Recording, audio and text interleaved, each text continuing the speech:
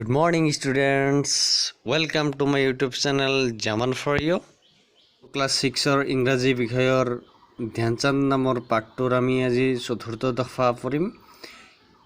তো ইয়াতে প্ৰথম হাৰিতে আছে তোমালোকে চোৱা a few years later in 1928 a few মানে অলপ কেইবছৰমান years মানে তো বছৰ later মানে পিছত ইয়াতে মই শব্দৰ অৰ্থ লিখি ৰাখিছোঁ a few মানে অলপ কেইবছৰমান later মানে পিছত অলপ কেইবছৰমান পিছত 1928 চনত he led মানে হল নেতৃত্ব দিয়া নেতৃত্ব দিছিল he led the Indian hockey team তেওঁ ভাৰতীয় হকি দলক নেতৃত্ব দিছিল to win the first gold medal for India in Amsterdam কি কৰিছিল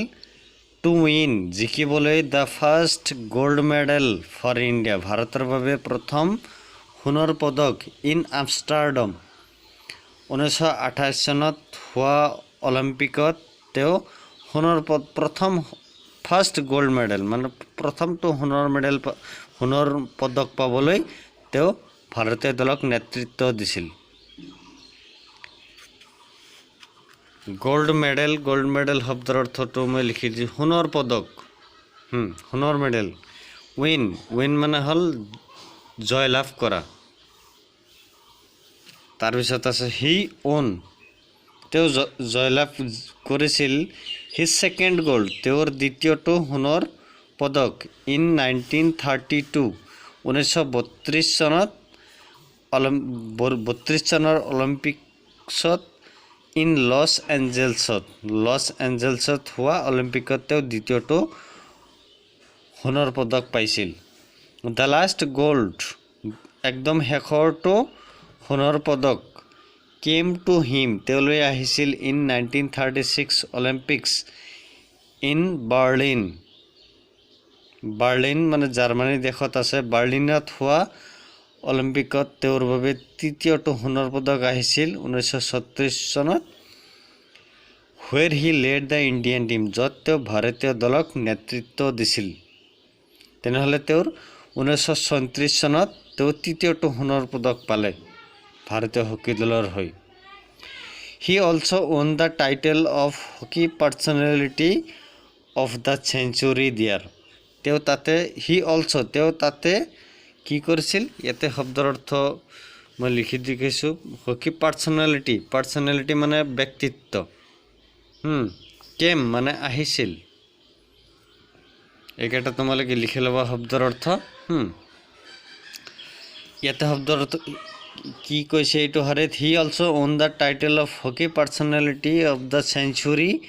দিয়াৰ তেওঁ তাতে কি কৰিছিল হকিৰ শতিকাৰ ব্যক্তিত্ব হকি খেলৰ লগত শতিকাৰ ব্যক্তিত্ব তেওঁ তাতে লাভ কৰিছিল ইয়াতে তোমালোকে লিখি ল'বা এইখিনি তাৰে পিছত আছে কি পঞ্চম দফা Dhyanchand was given the nickname the wizard and the magician of hockey for his super ball control ধ্যানচাঁদক কি কৰিছিল was given দিয়া হৈছিল given মানে দিয়া হৈছিল ধ্যানচাঁদক দিয়া হৈছিল কি দিয়া হৈছিল নিকনেম থাকে নহয় মানুহৰ নিকনেম মানে উপনাম দ্য উইজাৰ্ড মানে হল এইটো শব্দৰ অৰ্থ চোৱা উইজাৰ্ড মানে হল অসাধাৰণ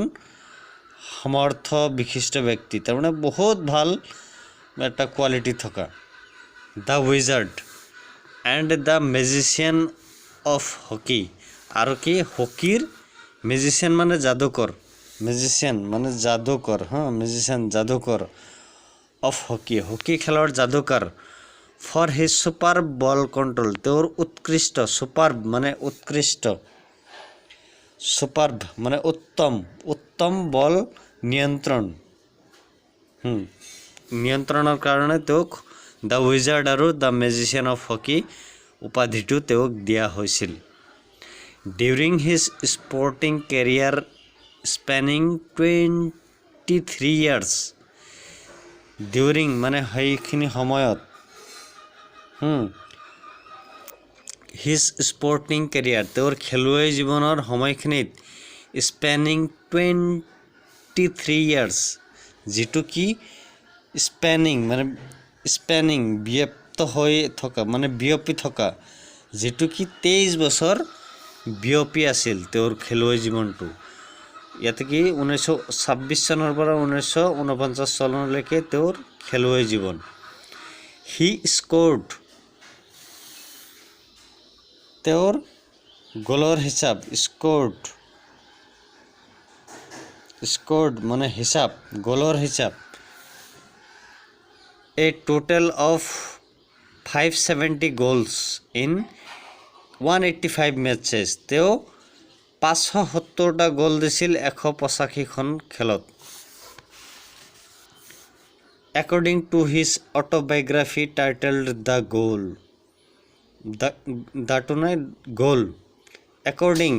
according to মানে মতে his autobiography his মানে তেওঁৰ অটোবায়োগ্ৰাফি মানে আত্মজীৱনী মানে হল নিজৰ বিষয়ে লেখা এটো অটোবায়োগ্ৰাফি মানে আত্মজীৱনী নিজৰ বিষয়ে লেখা জীৱনী দা গোল নামৰ তেওঁৰ আত্মজীৱনীৰ মতে তেওঁ 570টা গোল দিছিল 185 খন খেলত দা গভৰ্ণমেণ্ট অফ ইণ্ডিয়া ভাৰত চৰকাৰে পুৰস্কৃত মানে পুৰস্কৃত কৰে মানে পুৰস্কৃত কৰিছিল ইডি আছে নহয় পুৰস্কৃত কৰিছিল awarded him তেওঁক পুৰস্কৃত কৰিছিল the national honor of Padma Bhushan in 1956 তেওঁক পদ্ম ভূষণ উপাধি দিছিল 1956 চনত honor national honor মানে ৰাষ্ট্ৰীয় সন্মান আৰু পদ্ম ভূষণটো হল এটা ভাৰত চৰকাৰৰ এটা উপাধি যেটো তো 1956 চনত লাভ কৰিছিল হি পাস্ড এৱে তাৰ মানে তেওঁ মৃত্যুবৰণ কৰিছিল মানে মৃত্যু হলে তেওঁ অসমে পাস্ট মই অৰ্থ লিখি থৈছো পাস্ড এৱে মৃত্যুবৰণ কৰিছিল at the age of 74 in Delhi তেওঁ 74 বছৰ বয়সত দিল্লীত তেওঁ মৃত্যুবৰণ কৰিছিল on 3rd December 1979 চনৰ 3 ডিসেম্বৰ তাৰিখে তেওঁ 74 বছৰ বয়সত দিল্লীত মৃত্যুবৰণ কৰে very appropriately শব্দৰ অৰ্থ ইয়াতে লেখা আছে appropriately সঠিকভাৱে his birthday তেওঁৰ জন্মদিনটো 29th August 29 আগষ্ট তাৰিখে is celebrated উদযাপন কৰা হয় এই celebrated শব্দৰ অৰ্থটো ইয়াতে লেখা আছে celebrated উদযাপন কৰা হয় কি উদযাপন কৰা হয় as ন্যাশনাল স্পোৰ্টস ডে ৰাষ্ট্ৰীয় ক্ৰীড়া দিৱস হিচাপে তেওঁৰ জন্মদিনটো 29 আগষ্ট তাৰিখে প্ৰতিটো বছৰে পালন কৰা হয় এইখিনি আছিল তোমালোকৰ ধ্যানচাঁদ নামৰ পাঠটোৰ চতুৰ্থ পঞ্চম আৰু ষষ্ঠ দফাৰ অসমীয়া ভাঙনি আৰু শব্দৰ অৰ্থ তোমালোকে এইখিনি লিখি লবা এইখিনিৰ উত্তৰবিলাক মই পিছত দিম তোমালোকে এইখিনি লিখি লবা থ্যাংক ইউ